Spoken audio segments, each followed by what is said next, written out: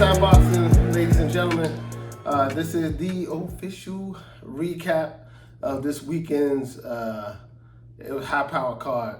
That was a Tank Davis card where they featured who they have on there. Had Tank, Frank Martin. We had the Mexican Monster, Diaz, Oleg Vostik. I'm gonna murder the name. I'm gonna try my best.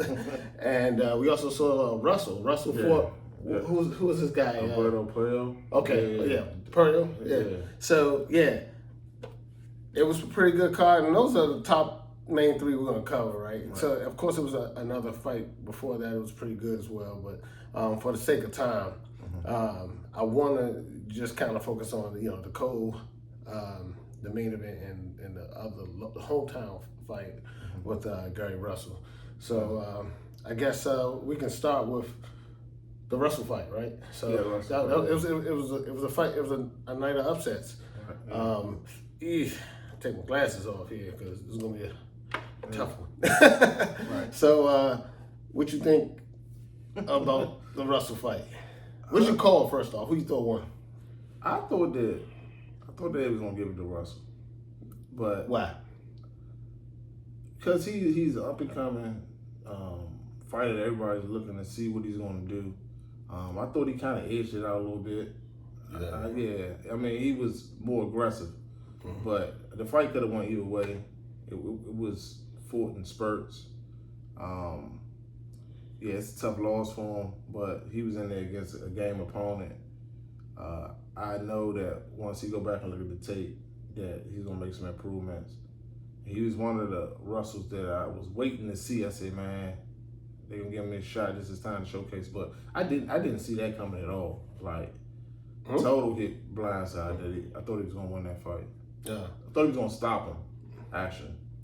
Yeah, like I said, he's a hometown favorite. So I was actually rooting for Gary to win it. I had him picked to win that fight as well. I think I underestimated how tough his opponent was. He had a tough opponent. Man, he was a tall southpaw, and he was good. He was good at countering.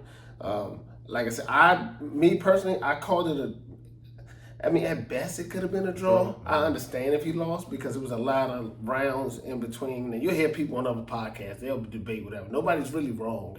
Because this is one of those fights where if you look at it for what it is, it could have went either way, to be honest. It was that close. However, I think we talked about it the night of the fight. I think there were moments though that were where I could see how some of the scorecards ran because Gary had a couple things he was playing against him, and I don't know what was going on in the ring. I just don't know. What I did notice in this particular fight, I don't think he's as fast as Gary Russell Jr. No. But I do think he's strong. He's all around. He's tough. But defensively sound, he may be a couple ticks under his brother. Because the first thing I saw working against him was there was moments, and if you go back and look at the tape, it was moments where he would get a good punch off and he paused, like right at the end. Coach used to always tell you boxing, hey, don't pause for the picture. After you get the shot off, move, hit and then get off the line. He would land a good shot, bam, and then boom, right there's the receipt. Because he was still on the line with the punch. Pero was excellent with the counter punch. I think he's a little sneaky. It was a sneaky counter punch. Was sneaky. Yeah. He fights like that.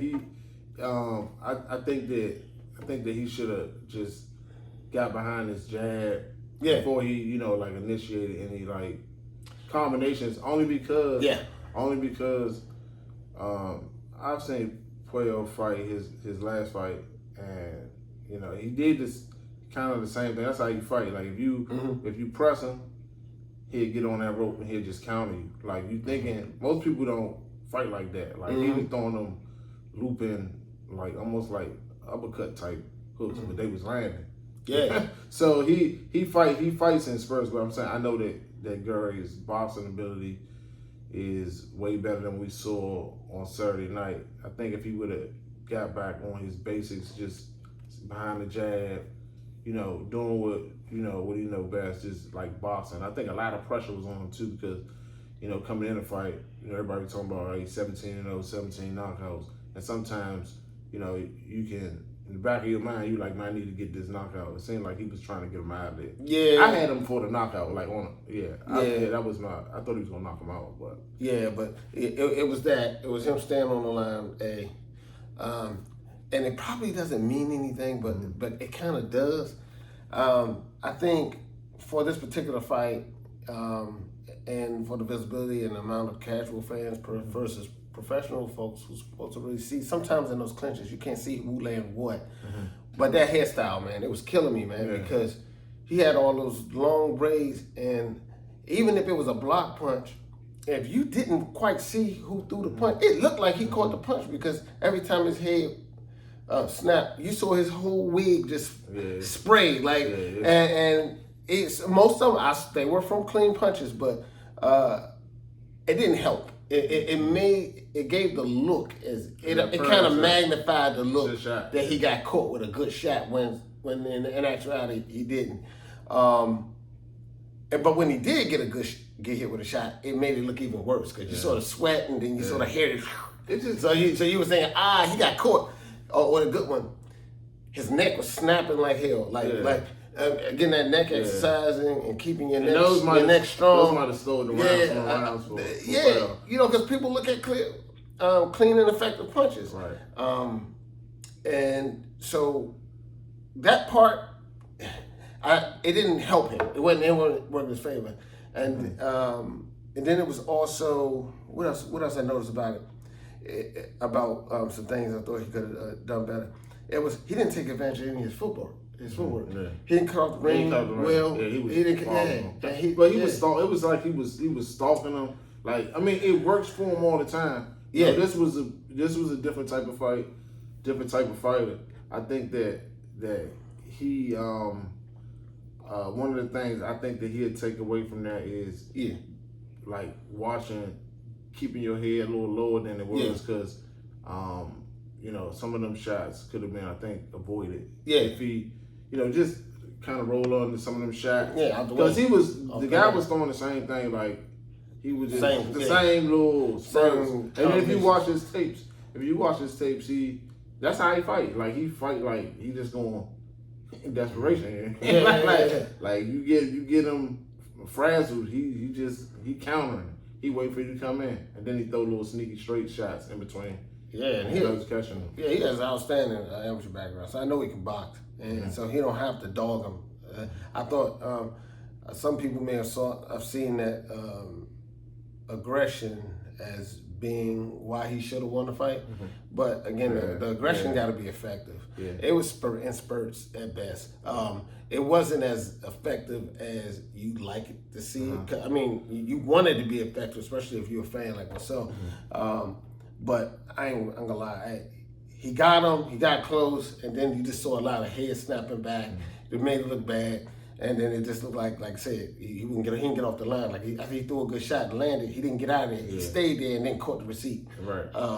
But the guy knew he was coming. The guy knew he was coming all night. I just throwed him. All you had to do was sit back, and he had. It looked like he had a reach advantage. I don't know, maybe not, or maybe he was just working his jab a little bit better. I don't know.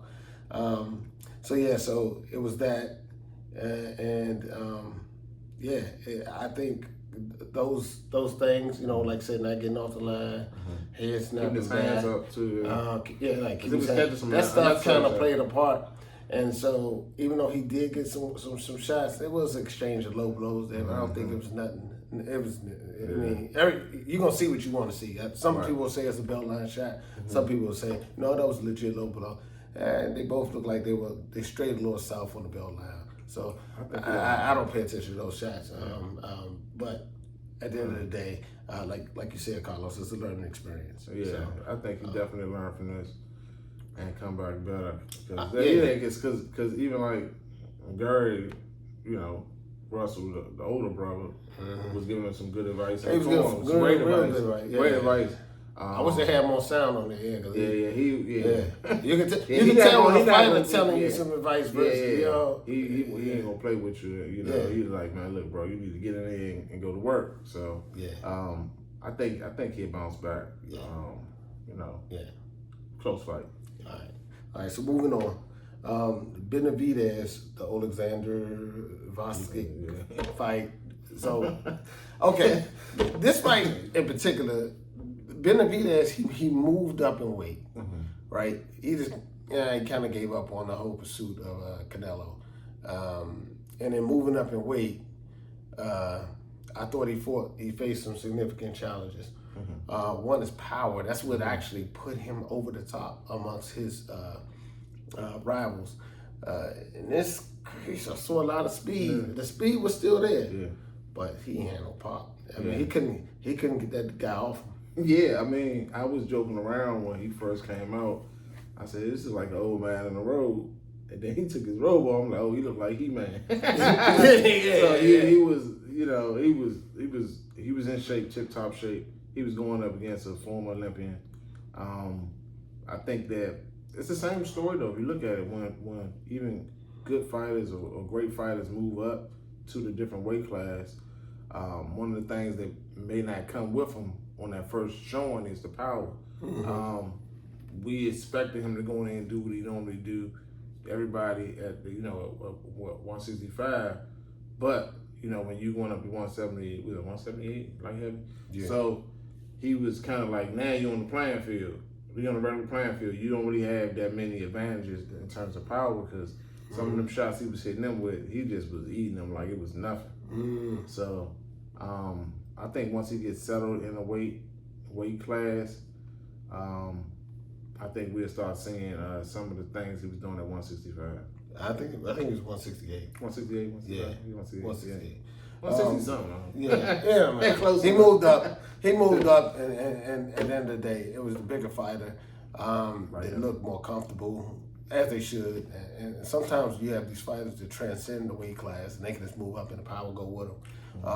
In this case, I mean, and I think I'll say this: my only criticism with Benavidez, I love Benavidez, this is my guy, but I think what they teach us in boxing all the time is your power comes from really your feet, your leverage, how much leverage you get on punch.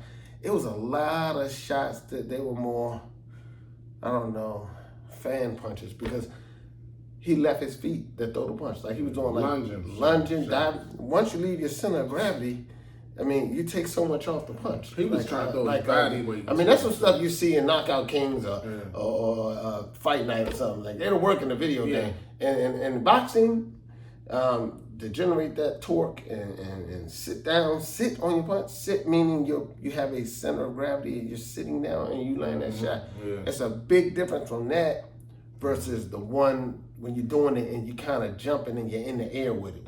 You're going to take a lot off that punch because now you don't have anything to sit your weight on. You're off balance with it. Now, again, if you got a guy hurt and you land one of those shots, that's different. I'm not talking about Shane Mosley when he hit Margarito, because that was like a knockout king punch. Some of the fighters they mastered that jumping punch and generate force, but that's mostly like in the lighter weight stuff. It did look like delivery. It looked like his height was giving Benavidez problems. Swelled him up a little bit. Swelled him up, He took some incoming, man. His eyebrow, he looked like Frankenstein or something. I was like, So it was a decent fight, but it was to be expected. I didn't believe it when he said. Let me stop.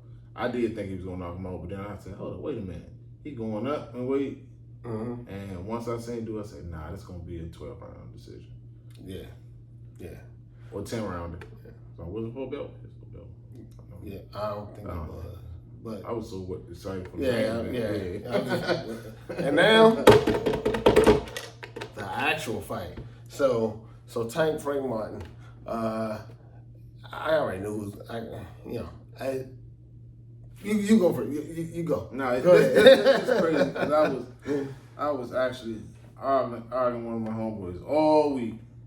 And he was saying, well, Tank just hit hard. He can't box. I'm like, man, you crazy?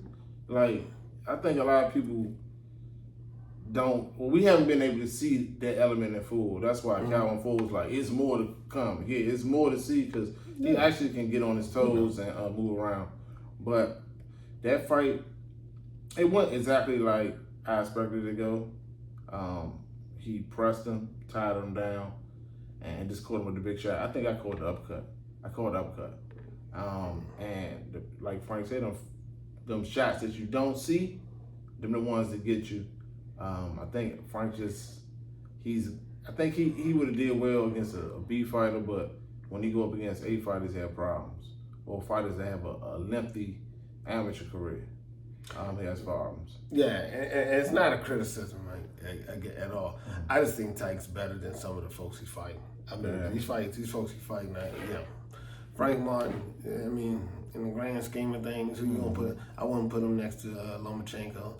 I wouldn't put him next to Shakur. But do you think Stevenson? I just wouldn't put him next with that top tier. Like Tank said, he wasn't ready yet. Yeah, the question. And y'all jumped too early. But I don't know. Again, I don't get into the politics of boxing. I just think he could have. I would have liked to see him fight someone with. I think he's that good to give the Shakur Stevensons and some of these other upcoming fighters who have a better pedigree. Because if you look at Frank Martin's record, I'm just gonna say. You look it up, and then you look at these guys. You ain't got here race, ain't nothing. Hey, look, I ain't saying that. I don't do that trash talking and stuff. This is grown men stuff right here. But I'll just say this: the fighters that he fought, they look sketchy, and a vast majority of them, they just didn't. It looked like he was groomed. It got too much soft food, and then you can't just go from applesauce to jawbreakers. You know what I'm saying? It ain't gonna work well for your teeth. And in this situation, it just looked like Tank used the same formula he used for his last 8 fights. His last, really, he walked him down. He made him spend all his ammo, and then took him to deep water and then drowned him. That's all Frank. The best play that Frank Martin had is what he was doing. And the minute he ran out of ammo or that little steamboat engine started smoking, and he started sticking on the ropes instead of sliding off the ropes, he started facing, he started facing incoming. And these weren't just like little 3-piece, 4-piece quick combinations for speed. Man, Tank was throwing murder shots. These joints was. When he threw them, they were so deliberate and so accurate. I don't think he get enough credit for how accurate he is. In addition to the one punch power, he's very accurate. He doesn't waste punches, and what I see sometimes, it looks like he exposes himself just enough for you to try to take a shot, so once you open up, he can catch you in between shots. He's a very good counter puncher. It takes a skill to do that. Every fighter can't do that. But I have seen fighters that kind of expose their body a little bit just to get the guy to go down, and then boom, there's an uppercut. Lennox Stewart used to do that a little bit. He used to look kind of soft downstairs because he had that kind of high guard, and then as soon as the guy ducked down, remember he had that crazy uppercut that came from hell, and he used to get people out of there. So I don't know, but I think that that Tank. One thing I'm on, like what you say, like the fighters who come forward and pressure. It's a lot of the good fighters that do that. Benavidez do that. What's my man name? Matias does that. Like they'll walk you down just so they can unleash, their power on you, and eventually get the win. But like I said, to Frank's credit, I think that Frank should have fought like a couple more fights before he got in there with him, because you can see the skill level was just crazy. Like, it was crazy. He started landing them shots, and Frank started slowing down. Mm-hmm. And I'm like, you can honestly, you can see in his face, like, man, he was like, man, this. I knew it wasn't gonna last long in the 5th round when he started connecting, and Frank just was like kind of like almost running. Yeah, to the side of the ring. Yeah. And then slowing down on the rope. But I will ding Tank on. Normally he does this well. Like, even when he engages you coming straight forth towards you, he slips and slides and moves his head. He caught some jabs. Yeah. One side of his face was kind of red, noticeably red. But that's part of boxing. You're gonna get hit. Yeah, I mean, some fighters, I think the mental part of it is sometimes what gets you in trouble, because sometimes mentally you forget about your body. Your physical body can't take that abuse long term, right? Every year he gets a year older. Your body, you get older, your body, if my 40 and up crew, y'all know we don't heal the way we used to heal. I used to be like Wolverine. Now I get a cut, man. I'm hurting. I'm aching for like a week. I'm taking Motrin, Aleve, all kinds of stuff. So I think with Tank, his face is starting to show the wear and tear of a aging fighter. Yeah. I know he's young. I know he's young. You just gotta be careful with it. Yeah. You just can't. But you can't just like. I know but he is always eyeing that big shot. Yeah. He always sees. I mean, some of the best chess players are. He sees 2 and 3 steps ahead. So he's not worried about where your head gonna be after the punch. He's worrying about the slip, that double move, and then that's where his bomb coming. You know what I'm saying? Something like you playing fight. Yeah, you playing fight night. You just going in and take a couple shots. Yeah, take a couple shots. So you get your big one off. You got Ray Robinson. You go to sleep. So he's like, yeah. Keep on throwing. Just keep throwing, and he's timing you in. And he was testing it, because I saw a couple body shots, man. I ain't gonna lie. I admit it. I put a couple dollars on Frank Martin only because I just wanted to cash out big. And I ain't do a lot. I bet somebody else money, right? But I knew Tank was gonna win that. It was elementary. If you really look at his boxing record, Frank Martin's box record, you look at it, the guys he just hasn't faced anybody of Tank's caliber. Not even close. Yeah, the level of opposition is not close. Yeah. He got maybe one dude that was okay, but like I said, when you fighting, you don't do well against 8 fighters. Yeah. At all. I mean, I'm not saying he won't in the future.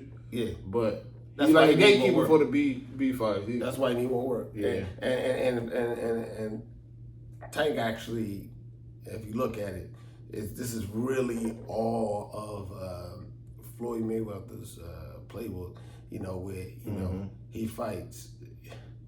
He don't really need a belt. Like, Tank don't need a belt. Like, he can fight without the belt, and you still gonna watch him. He gonna still get the baby. He proves that the belt doesn't really mean anything. You know how many times Floyd then gave up the belt and won it back and gave it up? I think I get the belt again. And vacate and get it back and just keep all the money in my pocket. And I don't need to pay all these sanctioning fees and because they realize that the value is not in the belt, the prestige is not in the belt, not like it used to be. There's so many belts that just oversaturate the market.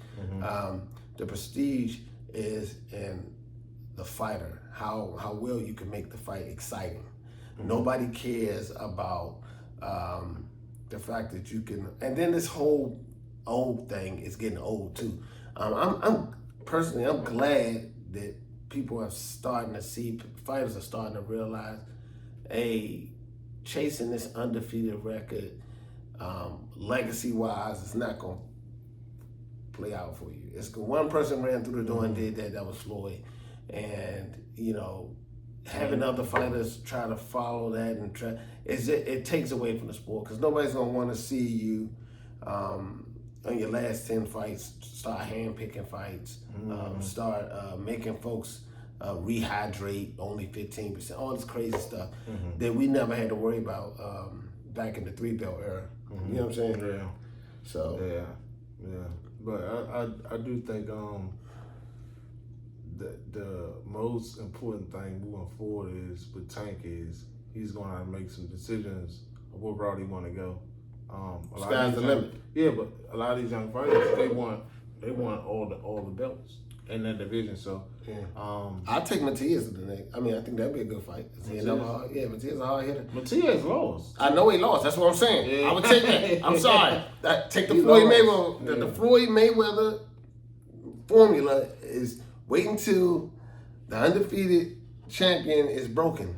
Because once you lose, it kind of changes. Yeah. It does something to you. Some fighters can't recover from it. Mm-hmm. Take advantage. He just got lost. He proved that he could lose.